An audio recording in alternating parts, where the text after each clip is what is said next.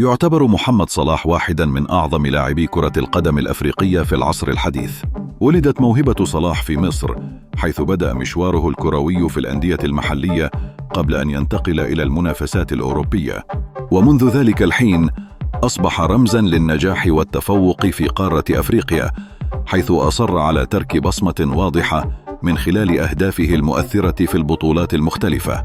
تجسد أهداف صلاح في أفريقيا ليس فقط مهاراته الفردية العالية، بل تعكس أيضاً روح الفريق والتزامه بتحقيق الانتصارات. أحرز صلاح أهدافاً رائعة في تصفيات كأس العالم وكأس الأمم الأفريقية، حيث ساعد المنتخب المصري في تحقيق نتائج ملحوظة.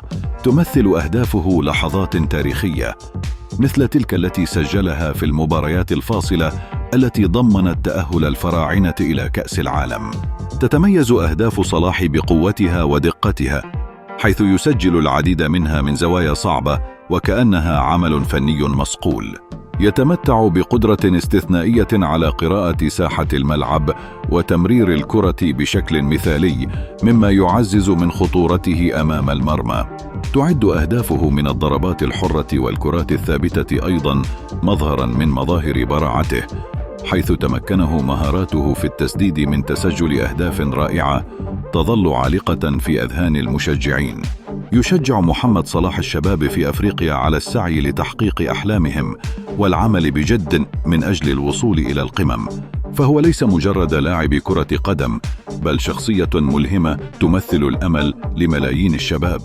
وبالتالي فإن أهدافه تمثل أكثر من مجرد نقاط، بل تتضمن رسالة قوية حول الالتزام والطموح والتفاؤل.